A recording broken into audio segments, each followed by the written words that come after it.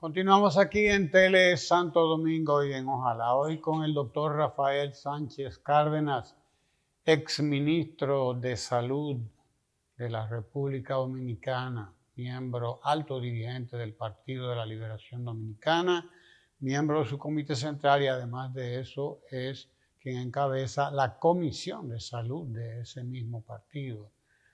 Bienvenido, doctor Rafael Sánchez Cárdenas, a su casa aquí en Tele Santo Domingo.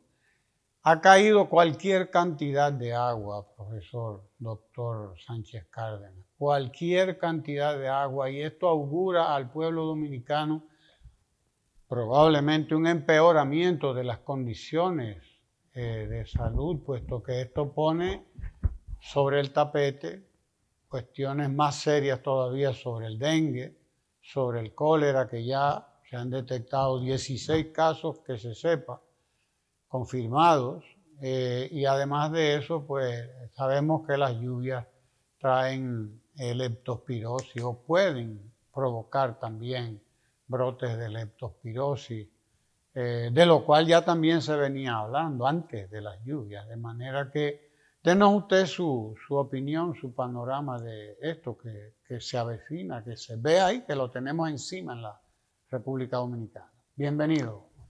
Bueno, muchas gracias, Ramón, por la invitación. Ciertamente este temporal de lluvia que hemos tenido ha terminado con un saldo trágico, notable. Una cantidad de lluvia de más de 400 milímetros, que es demasiado lluvia.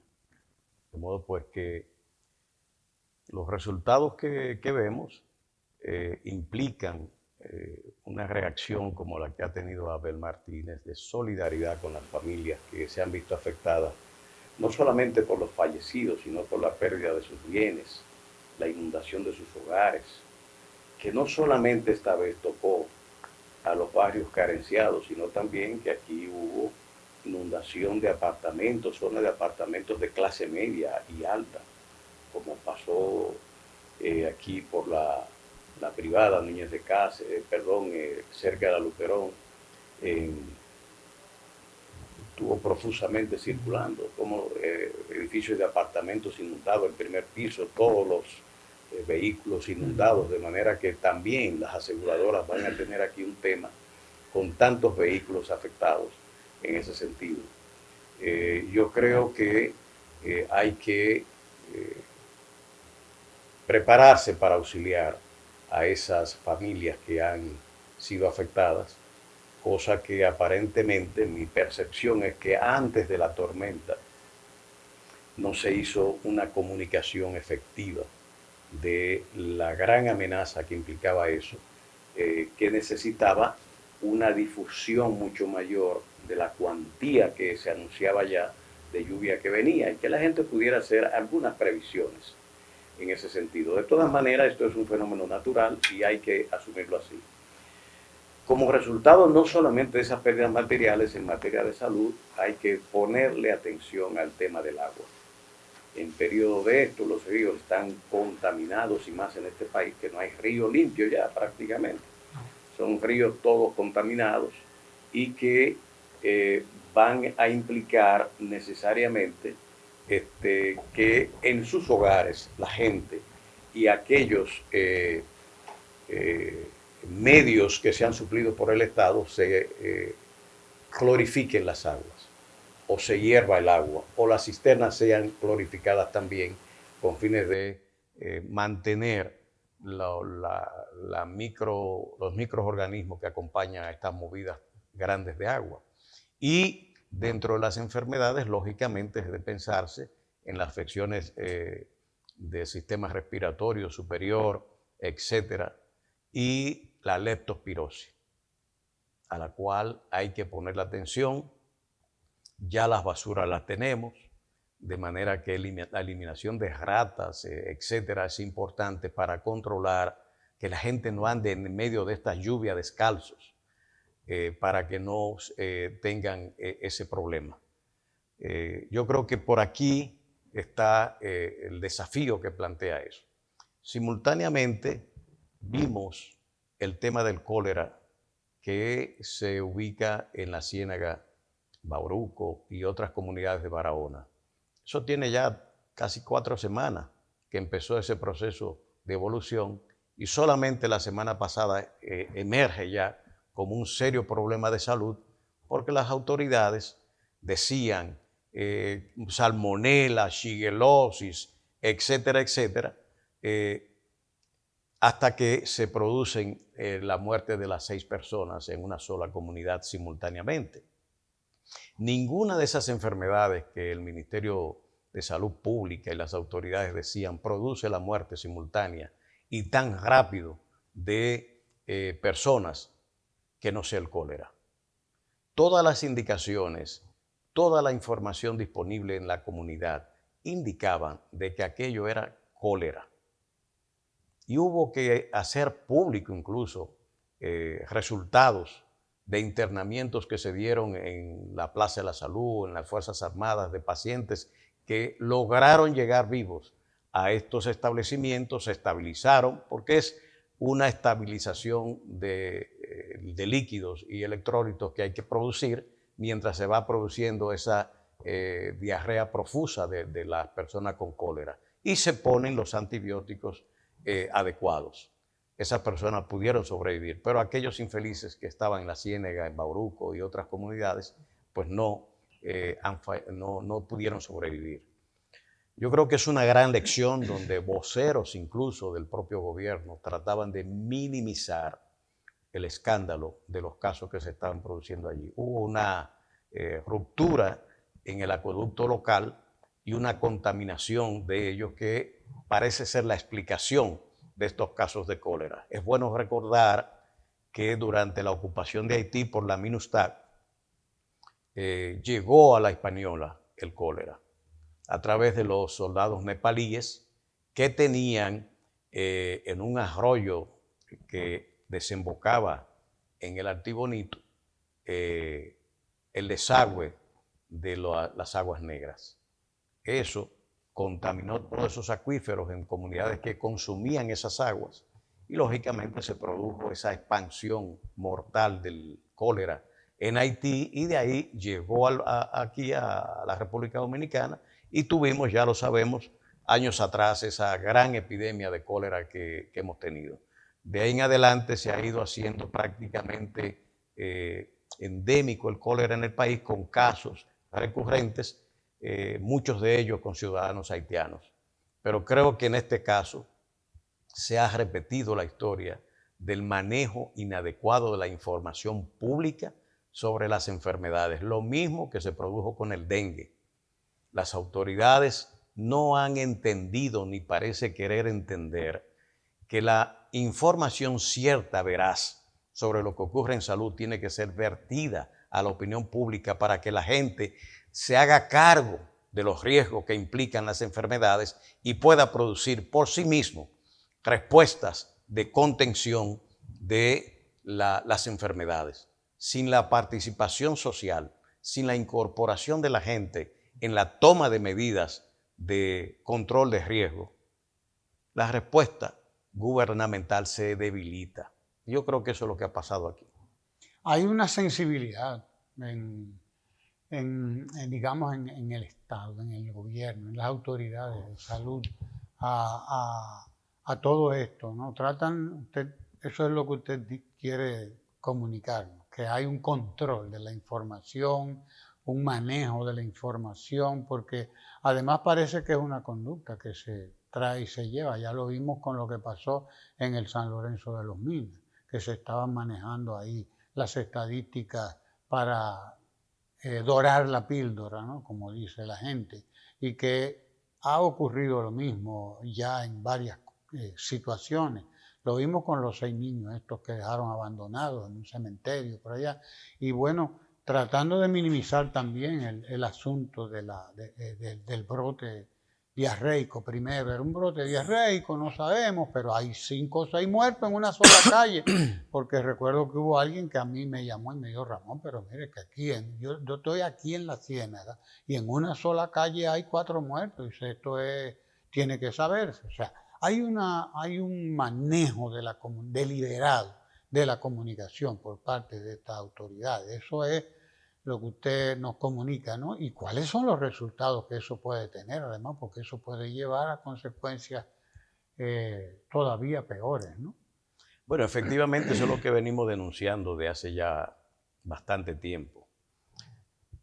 Este año se ha agudizado la situación por el tema de que el presidente ha entrado en campaña reeleccionista. El gobierno está en reelección. Y eso, ellos armaron una línea de comunicación de noticias positivas, de noticias que buscaban crear la sensación de que todo está bien, todo está bajo control.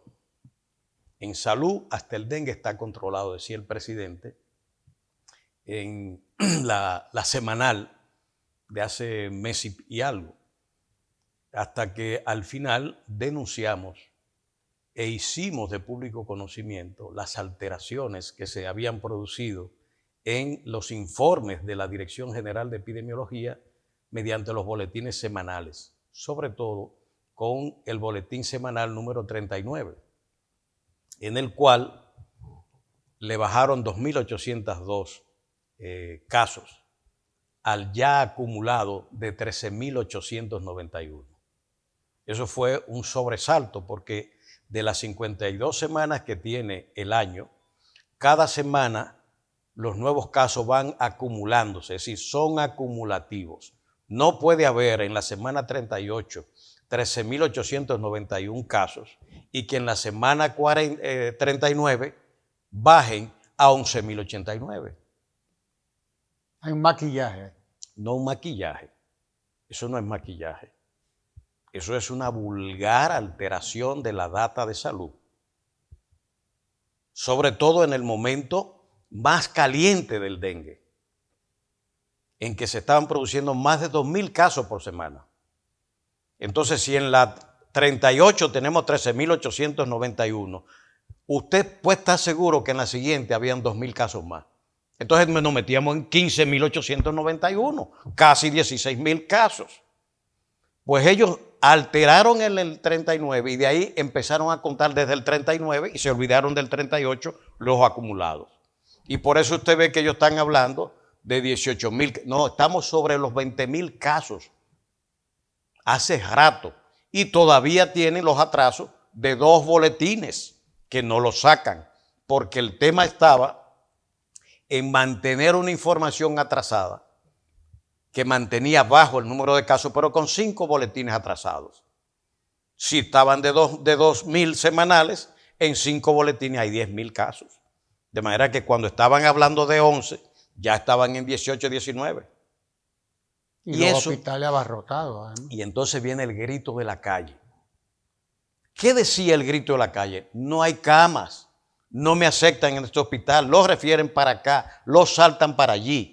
Se me muere una niña de 13 años, se me muere un niño de 9 y empiezan tocando hasta los médicos. A los médicos. Entonces ese grito de la calle entra en contradicción con el discurso oficial reeleccionista. De todo está bien, el dengue está controlado. No estaba controlado, estaba en el punto álgido de elevación del pico. Y ya ellos estaban anunciando en ese momento que entraba una meseta. ¿Qué quiere decir la meseta? Que el aumento ya se había detenido y que entramos entonces a una estabilización que luego, como habitualmente pasa en estos casos de esa epidemia, cae, que se acelera durante la temporada fría del año, que es lo que se espera, la subida y luego la bajada en los meses de diciembre ya y finales de noviembre.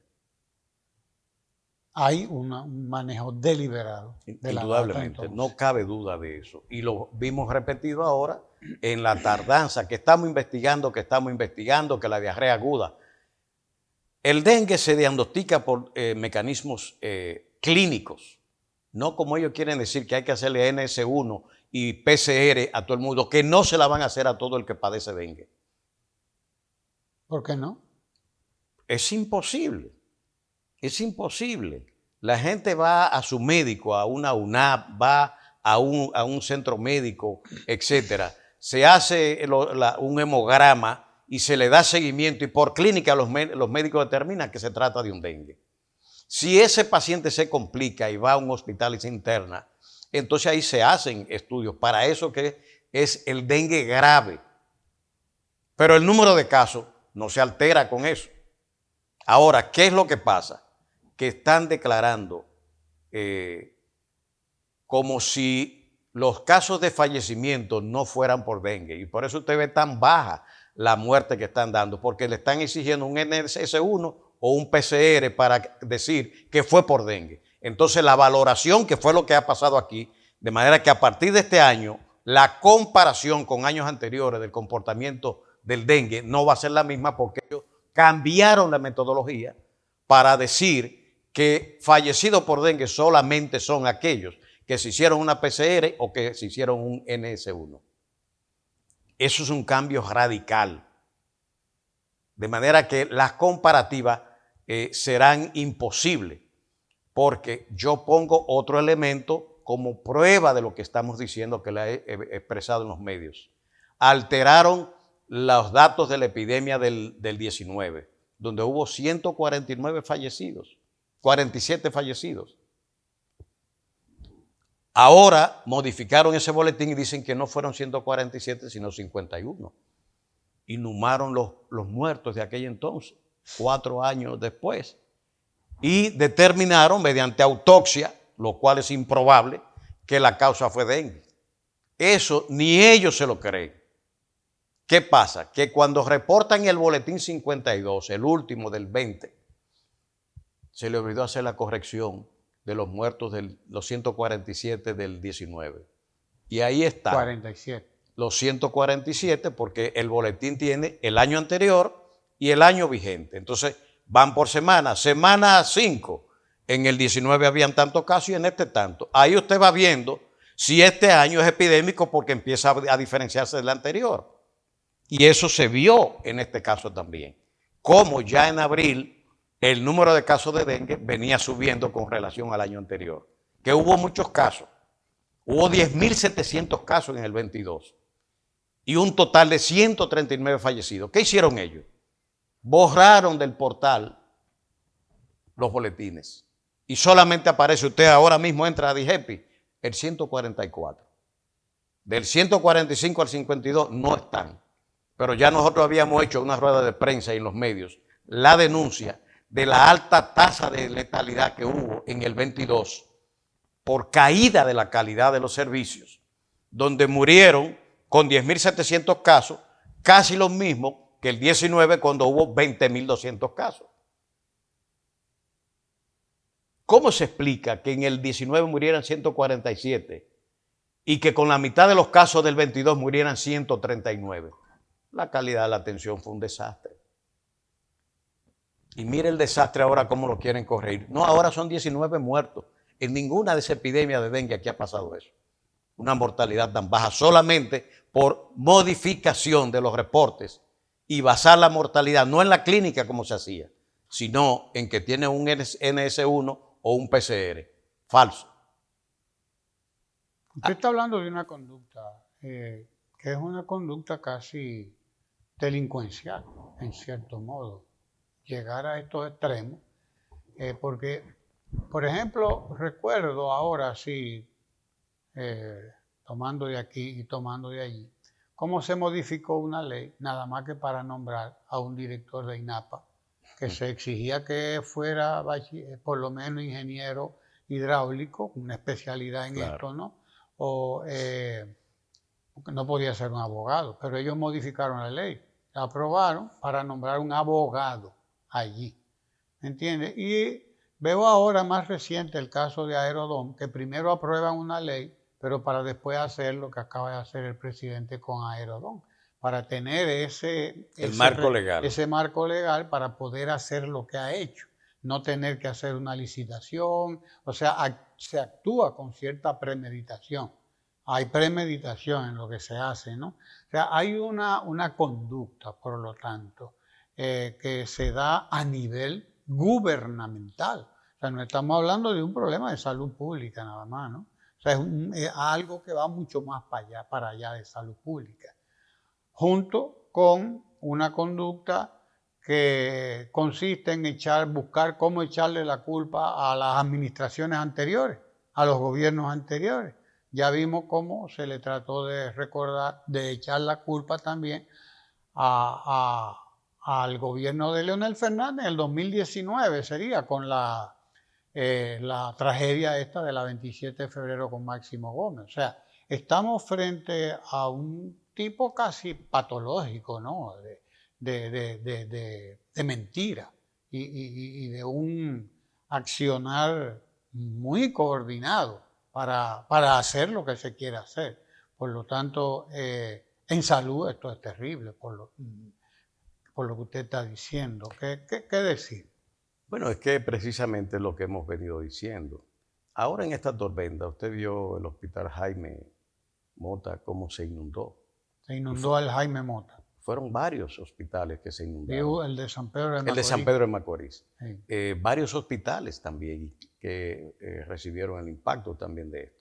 Es decir, lo que estamos mirando es que en lo que es salud colectiva hay un deterioro en los servicios, acompañado de ese manejo malicioso de la información en salud con fines de llevar a la población una idea de que las cosas están mejor que en los tiempos de Lola.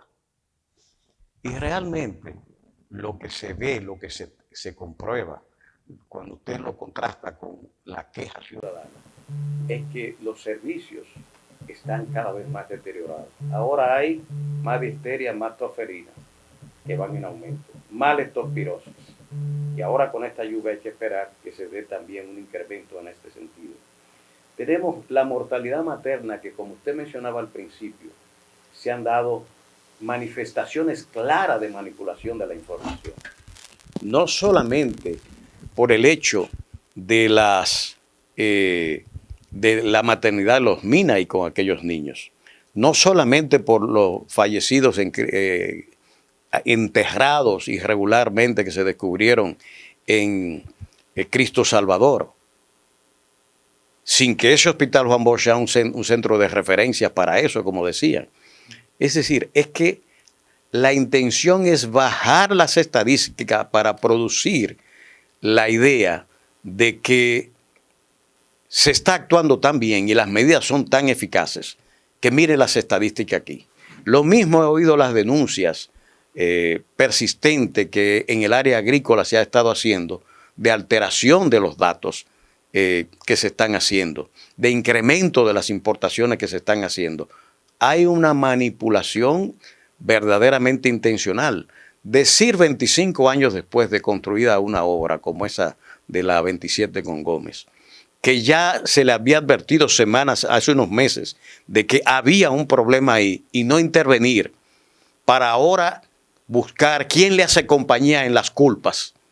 Yo creo que esto es precisamente de las perversiones que estamos mirando políticas en el manejo de la cosa pública. Eso pasó porque, a pesar de tener la información de que allí había una falla estructural y no tomar las medidas, se ha producido.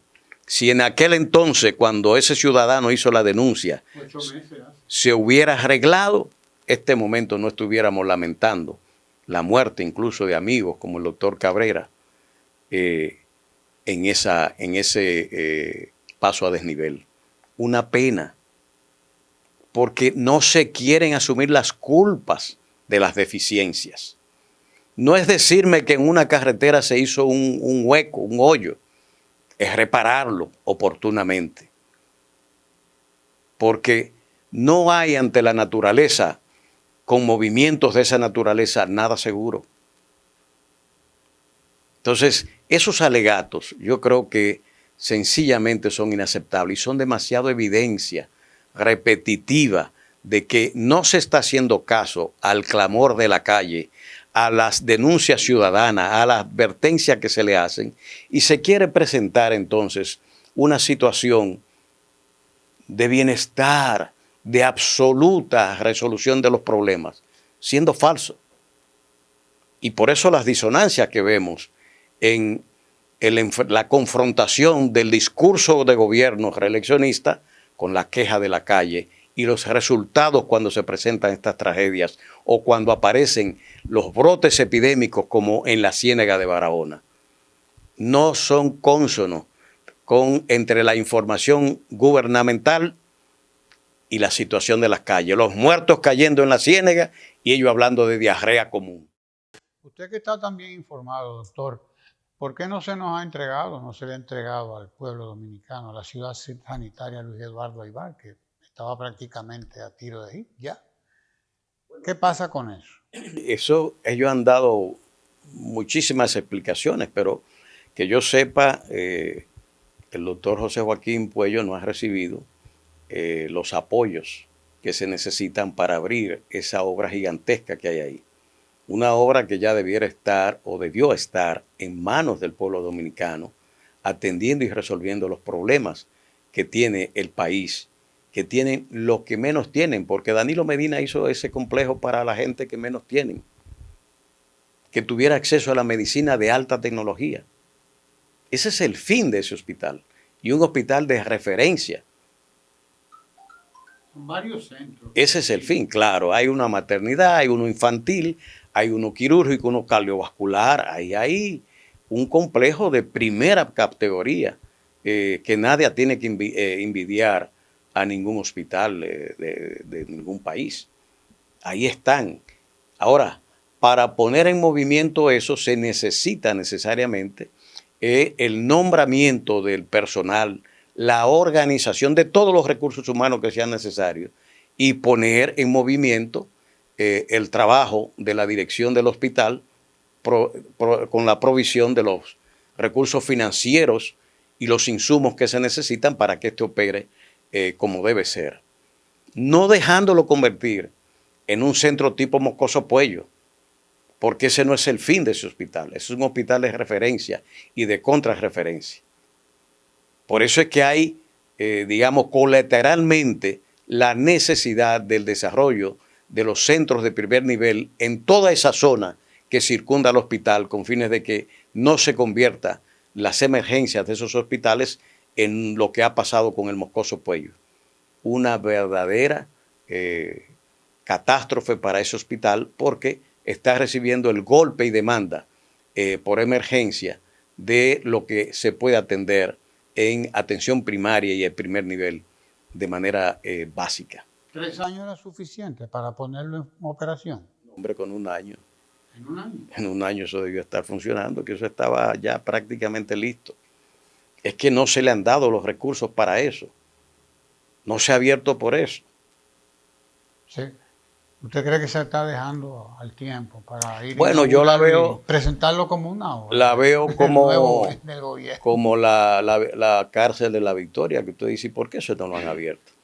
Van a dejar que esto se deteriore y que al final no sirva. Es inexplicable cuando las obras se dejan en las escuelas sin terminar que hay pendiente. Y entonces nos están hablando de alquilar contenedores para dar clase en contenedores. Cuando el gobierno en la oposición llevó a cabo una campaña verdaderamente agresiva contra esas escuelas que estaban retrasadas en construcción. Bueno, pero ya llegaste, concluyan esas obras, pónganla en manos de la gente y obvien ese tema que ahora tienen, que es reconocer de que las obras eran necesarias. Como decían, esto es para construcción, eso es para corrupción. Las obras eran necesarias porque hacían falta las aulas. Si no, no se explica la contratación de los contenedores y furgones. De manera que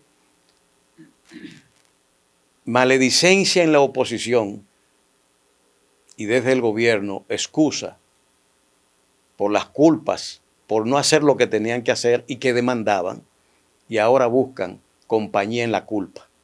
Pero ellos están muy contentos porque que las encuestas le dan ganado. ¿Qué dice usted? Bueno,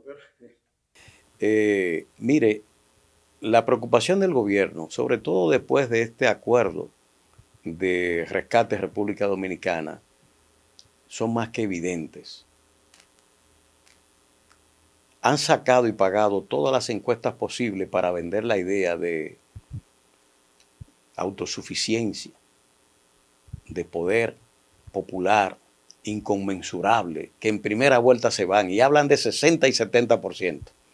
De manera que el resto del país, el 30%, se ha repartido en todos los partidos, así lo ven. Y entonces le han querido vender esa idea a la población de que son invencibles.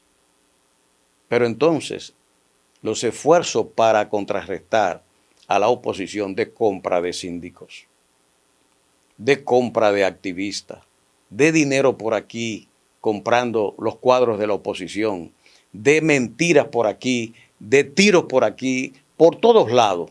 Entonces yo digo, pero ¿cómo yo con un 60-70%, cómo yo con la seguridad de que me voy en primera vuelta, tengo que gastar tanto esfuerzo y dinero, tantas mentiras con las estadísticas sanitarias para vender una imagen que no es, si yo estoy tan seguro de lo que estoy haciendo?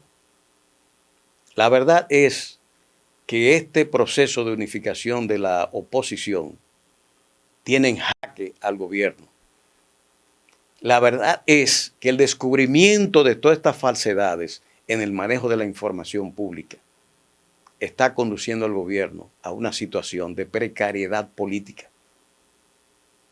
No se van en primera vuelta, no tienen los números y la oposición creciendo.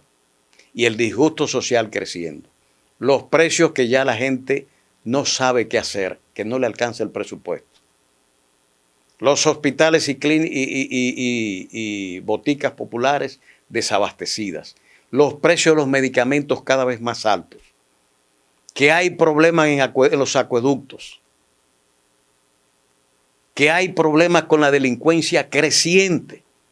Y estamos viendo manifestaciones frecuentes de cómo la delincuencia se está expresando. Que la producción agrícola cayendo. Que los plátanos ahora valen 40 pesos. Entonces, ante esa realidad, ante el disgusto social, que ellos lo saben, le ha planteado un escenario diferente en el cual ni se van en primera vuelta y en segunda caen como un toro de lidia. Así es que ese es el panorama que hay ahora. ¿Cómo está Abel Martínez? ¿Es su candidato? Abel Martínez va cada vez más posicionándose en el sentir social. Ellos han querido, y todo el tiempo se han pasado este año, desde que llegaron al gobierno, ridiculizando, minimizando, convirtiendo en un vingañuelo a Abel Martínez. Y Abel persistente. Desde la pre-campaña arrancó temprano y fue posicionándose, gana la candidatura, lo juramenta el PLD, presenta un plan de gobierno, unos ejes de gobierno extraordinarios, racionales, que tocan las fibras principales de las problemáticas principales del país. Y entonces, ante ese discurso fuerte que está articulando, nunca dejaron de los tiros dirigirlos hacia Abel Martínez, atacando al PLD, minimizando al PLD, levantando al candidato que a ellos les interesa que sea su contendiente. Mientras el PLD, aguantando los tiros, se va organizando, levantando sus candidaturas, eligiendo ya prácticamente todos sus candidatos, y en la calle, y en la denuncia pública, en llevar conciencia a los ciudadanos sobre las grandes debilidades de este gobierno. No han dejado de tirarle piedra a Abel Martínez. Palos y piedras contra Abel Martínez. Y Abel ahí parado, aguantando todos los golpes y abriendo la trocha.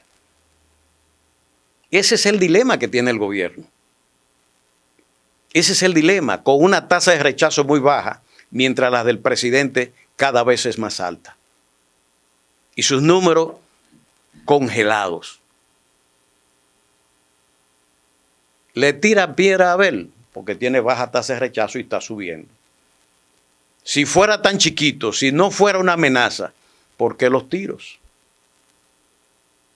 Usted ha visto una mata de mango que le tiren piedra y palos para tumbar los mangos si no hay fruto. Eso no existe. Entonces, el tema que ellos tienen es como el tema de salud que yo decía, un discursito de omnipotencia y por abajo el clamor de la calle, el clamor y el reconocimiento de Abel Martínez. Ese es el dilema que tiene el gobierno. Gracias, doctor Rafael Sánchez Cárdenas, por estar aquí con nosotros en Tele Santo Domingo. Así que no se pierda tanto, doctor. No se pierda porque nosotros no nos perdemos aquí en Tele Santo Domingo. Quédese ahí. Tele Santo Domingo, televisión desde el centro del Caribe.